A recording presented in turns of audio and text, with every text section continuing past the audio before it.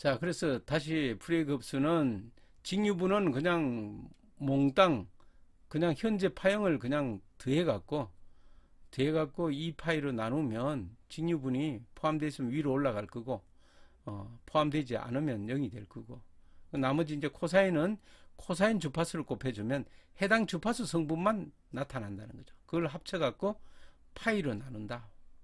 반주기로 나누면 된다. 다 합치면 굉장히 큰 값이 되겠죠. 그죠? 그 큰 값이 만약 있다면 큰 값이 될 거예요. 그거를 파이분의 1로 나누는 거죠. 만약 3600번 더했다. 그러면 다 더한 거를 1800번으로 나눠준다든가. 어쨌든 반주기 값으로 나눠준다. 마찬가지로 사인 값을 알고 싶으면 사인항을 알고 싶으면 해당 사인 주파수를 곱해주면 해당 성분이 있다면 그 성분만 남고 나머지는 상쇄돼서 없어지고 그 성분을 다 더한 다음에 파이분의 1로 하면 B의 개수가 된다.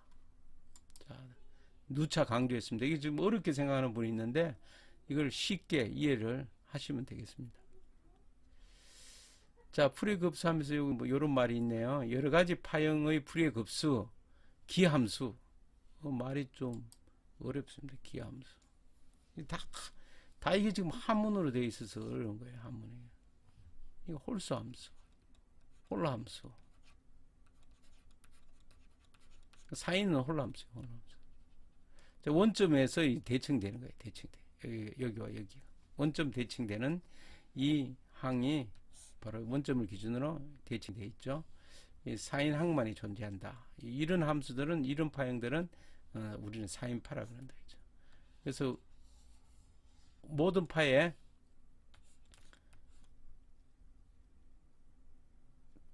ft 함수에 포함된 게 직류분 a0 플러스 a1 뭐 코사인 오메가 t 뭐 등등등 코사인이 계속 a2 뭐 이렇게 더하기 되겠죠.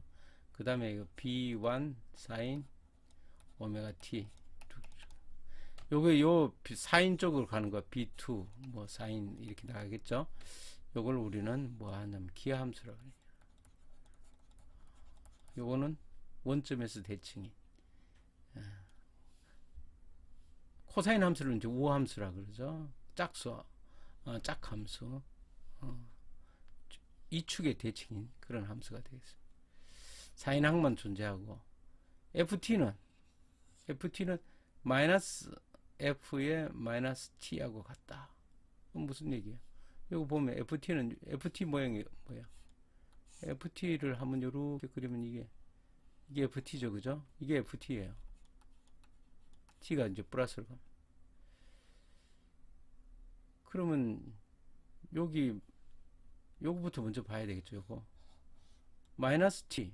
요렇게 가면 요런 파형이 되죠. 요렇게 되죠.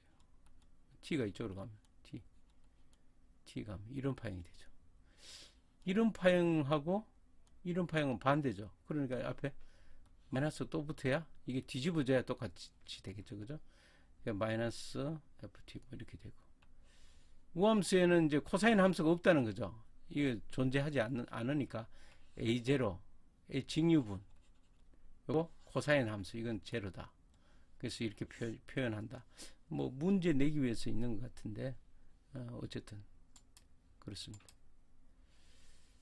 자, 우함수는 짝함수, 이게 여현 대칭이다, 뭐 등등 말이 어려워요, 그죠?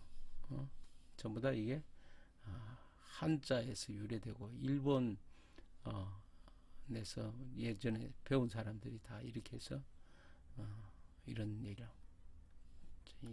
영어로는 이분 대칭이죠. 이 짝수자, 짝수. 이게 기함수는 오드. 자, 그래서 이거는 이제 y축에 이제 이렇게 대칭이죠. y축의 대칭이고. 코사인 항만 존재하고. 사인 항은 당연히 없겠죠. 그래서 이거는 직류분은 저 우함수에 지금 포함해 갖고 이렇게, 이거는 파가 없지만 n이 1부터 이렇게 뭐 중요한 거는 풀이가 없어요. 중요한 거는 뭡니까? 기본 이런 파가 있다면, 뭐 이런 파가 있다면, 자, 여기에 적어도 요 주기의 n배 되는 파만 포함되는 거죠. 뭐, 이 정수배로. 1.5배. 이런 파형이 1.5배면 이렇게 돼갖고, 이렇게 돼보면 이 파형이 안 되잖아요. 그죠? 그러니까 여기 n배의 파장으로만 파만 합쳐져 있는 그런 걸로 돼 있다. 이것도 이제, 이거 아셔야 되는 거죠. 자, 어쨌든. 그래서 FT는, 우함수인 경우, 비항이 없는 거죠. 그런 함수 모양이 이런 식으로 생긴 게 이제 우함수예요. 어떤 함수는 모양을 보면 이게 여기 사인항은 없고 코사인항들의 합쳐진 거구나, 뭐 그렇게 알 수도 있죠. 자, 봅시다. 이런 게 있네요. 반파 대칭파 플러스 마이너스 이렇게 대칭되어 있는, 그럼 이 속에는 뭐가 포함되어 있느냐, 뭐가 포함되어 있느냐, 여기에는 이런 게 포함되어 있어요. 1, 3, 5 이에는 마이너스 홀수항만 존재한대요. 요런 반파 대칭파는. 그래서 이거는 FT는 여기서부터 이렇게 T가 이렇게 가면 이런 파가 생기는 거죠. 그죠? 그럼 반대쪽은 어떻게 돼 있을까? 반대쪽은 어떻게 돼? 요렇게 돼 있죠. 요렇게. 반대쪽으로 마이너스 T로, 여기 마이너스 T로 가면 갈수록 이런 파이죠. 가만 보면 이런 파는 뭐하고 비슷해요. 뭐하고. 그죠? 요런 파는. 여기가 파이고. 이 파이겠죠. 그죠? 이런 파라는 거죠. 그래서 이거 딱 보면, 요걸 딱 보면 뭐하고, 이거 마이너스는 파이 플러스 t하고 같다. 요거부터 먼저 하고 이제 마이너스 파이 플러스 t. ft는 파이 플러스 이 파형에 여기서 시작되는 이런 파형하고 이 파형하고는 틀리죠. 틀리니까 이 파형하고 같은데 어떻게 돼요? 마이너스 하면 뒤집으면 같게 되겠죠. 자, 따지면 이렇게 됩니다. 그렇게 따지면 되죠. 그럼 이건 다르게 해서 2분의 t 반죽이죠. t만큼의 있는 이 파형을 뒤집은 게 이 파형하고 똑같다. 그러니까 요 말은 요거와 파이 다음에는 이렇게 거꾸로 마이너스 된 요런 파형이 또 만들어진다. 이제 그렇게 해석하면 되겠습니다. 직류는 없고 코사인 n 오메가 t와 사인 오메가 t 항만 있다. 이거 한번 해볼까요? 실제로 그렇게 되는지.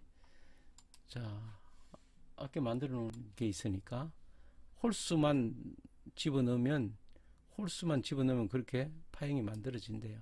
우리 지금 홀수가 있으니까 초기화시키고 홀수만 한번 집어넣어 봅시다. 그런 파형이 만들어진.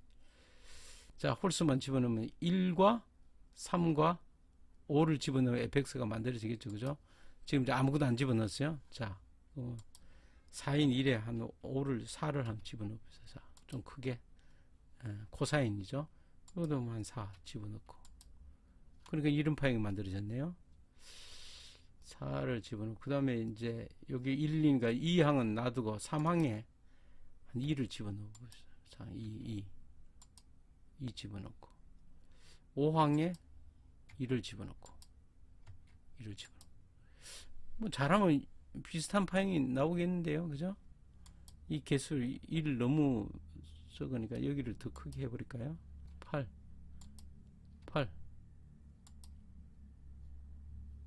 여기를 좀 줄일까요? 줄이고 뭐 어떻게 잘하면 되겠어요. 그죠? 사인항을 좀 줄여볼까요? 사인항을 줄이니까 이렇게 되네. 8 코사인항을 줄이면 어떻게 될까요? 4 비슷하게 되네요. 그죠? 뭐 어떻게 만들면 뭐 한 3으로 줄여볼까요? 3 이런 파형 만들어지네요. 그죠? 사인항을 여기는 3항에는 어떻게 하면 이걸 한번 4로 올려버리면 모양이 그렇게 되니까 줄이고, 여기를 4를 올리면 어떻게 모양이 되나? 적당히 한 1은 놔두면 좋겠네요. 뭐 이런 식으로 해서 이게 좁히면 어떻게 됐어요? 좁히면 이 파형의 모양이 만들어지겠죠, 그죠? 파형의 모양이. 그래서 코사인, 사인, 코사인, 사인의 1항과 2항 놔두고 3항, 5항 이렇게 하면 합친 게 개수는 어떻게 되는지 모르지만은 그런 개수들을 합치면 홀수항만 더하면 이런 화형이 만들어진다. 이게 홀수항만 존재한다. 반파 대칭파는 뭐 이것도 문제에 나올 수 있겠네요. 자, 실제적으로 그렇게 되는 걸 제가 보여드렸습니다. 여러분들이 자꾸 이 수학적으로 풀기만 하고 의미를 모르는 그런 사람이 많아요. 물론 의미도 수학적으로 풀지도 못하는 사람도 있지만은 수학적으로 잘 푸는 사람도 의미를 모르는 사람이 많으니까 의미를 알아야 여러분들이 실제 활용할 수 있죠. 엔지니어가. 자, 비정연파 회로의 계산은 어떻게 하느냐? 뭐 요거는 결론적으로 보면 정연파의 시력값은 직류분, 기본파의 시력값, 고조파의 시력값의 벡터 합이다. 이 세타가 다 틀린다는 거죠. 고조파에 따라서 임피던스가 다 틀려지니까 요 세타가 다 틀려요. 각 고조파마다. 그래서 벡터의 합이니까 전부 다 이렇게 제곱을 했네요. 제곱. 자, 제곱을 해서 시력값은 전부 다 직류는 시력값이 그 값이 시력값이죠, 그죠? 직류값에 해당되는 게 교류값이니까 그걸 하려면 여기 루트 2 해서 제곱을 하는 거고 루트 2분의 1을 해서 제곱을 하는 거고 그 제곱을 하는 걸 다 더한 다음에 루트를 씌운 게 이 시력값이라는 거죠. 마찬가지로 전류도 여기 세타가 있다 했죠. 세타. 전류가 세타 있다. 이 세타의 차이는 뭐하고 차이 나는 거죠? 전압과 전류의 차를 얘기하겠죠, 그죠? 그걸 나중에 계산할 때는 가미를 해야 되는 거죠. 전류도 마찬가지로 직류는 그대로 하고 나머지는 전부 다 고조파 성분이 있다면 있는 성분을 전부 다 제곱을 해서 더한다. 시력값은 루트 2 그렇게 하시면 될 것 같고 전력은 어떻게 하느냐? 전력은 전압 곱하기 전류니까 전압을 기준으로 하면 각이 전류가 위상차가 생기면 그 위상차만큼 어떻게 돼요? 코사인 세타 역률을 곱해주는 거죠. 그래서 똑같습니다. 이런 파들이 쫙 이제 개수가 없다면 그 오메가 t는 없는 거죠. 개수가 있다면 이런 개수가 있다면 이제 파가 있으니까 있었겠죠. 없다면 이제 이거 없는 거고. 주파수가 같지 않으면 서로 간에 A의 주파수의 전류가 하나도 흐르지 않았다 그러면 다른 주파수의 전류가 아무리 많이 흘러도 같은 주파수끼리 곱해야 된다 이거죠. 자, 주파수가 같지 않으면 전력은 발생하지 않는다. 그래서 같은 주파수에 같은 차수의 전압과 같은 차수의 전류 그 위상차 코사인 세타를 곱한 게 그 차수의 전력이 되고 그걸 전부 다 합치고 직류 성분의 전류 전압 합친 게 전력이다. 이제 그런 얘기가 되겠죠. 이 쭉 나오면 무효 전력은 사인 세타가 되고. 자, 이거는 뭐냐면 전압과 전류의 위상차의 사인 세타입니다. V가 사인 세타고 I가 사인 세타면 같은 사인이면 위상차가 0이니까 사인 0도가 돼서 여기 무효 전력이 없겠죠, 그죠? 그래서 파가 사인 파냐 그게 아니고 전압과 전류의 위상차를 얘기하는 겁니다. 여기는 또 마찬가지로 다 무효 전력은 직류에서는 무효 전력이 있을 수가 없죠, 그죠? 교류에서 무효 전력을 다 계산한다. 각 차수마다 차수의 전류마다 다 계산한다는 거죠. 자, 피상 전력 전 전압의 피상전력은 이제 VI니까 무조건 다 제곱을 더한 거, 그 다음에 더한 거, 크기를 단순히 곱한 거고, 코사인 세타는 P분의 P. 이거는 일반 회로하고 똑같죠. 자, 비정렬파의 임피던스도 마찬가지로 요 오메가가 고조파에 따라서 달라지죠. 그죠? 2파이 F가 있고, 이게 2파이 EF가 되는 거고, 그죠? 2배. 이렇게 되면 다 틀리니까, 기본 파일 때는 이제 이 임피던스가 되고, 고조파일 때는 주파수가 2배 늘어났으니까, 2배 늘어난 제2고조파. R은 어차피 고조파도 R에 흐르니까 뒤에 있는 임피던스만 틀려지는 거죠. 이렇게 저항 있고 고일이 있다면 여기에 저기 전음이 2파이 F 여기 오메가 T인 신호가 가고 뭐 더 2배 되는 신호가 가고 그때마다 이 저항값이 틀려지는 거죠. 그죠? 미상도 틀려지고 그래서 이렇게 R의 제곱 쭉 이렇게 고조파는 고조파 임피던스로 이렇게 계속 계산해야 된다. 이런 임피던스는 그 고조파 성분이 있을 때만 이제 작용하겠죠. 그죠? 없으면 뭐 계산해봐야 소용없죠.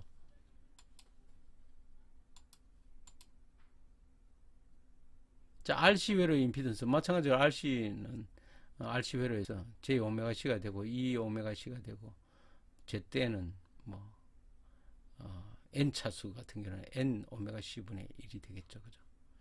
크기는 이렇게 N 오메가 C분의 1 제곱 이렇게 임피던스가 구해진다.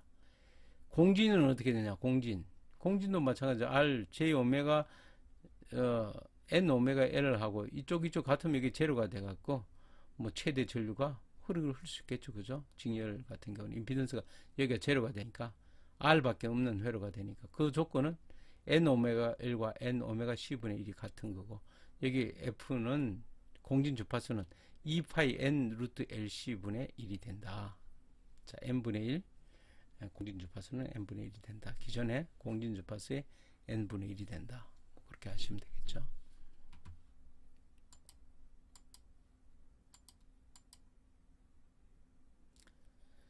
자, 이거는 이제 프리급수 말고는 뭐 특별히 어려운 거 없습니다. 그죠?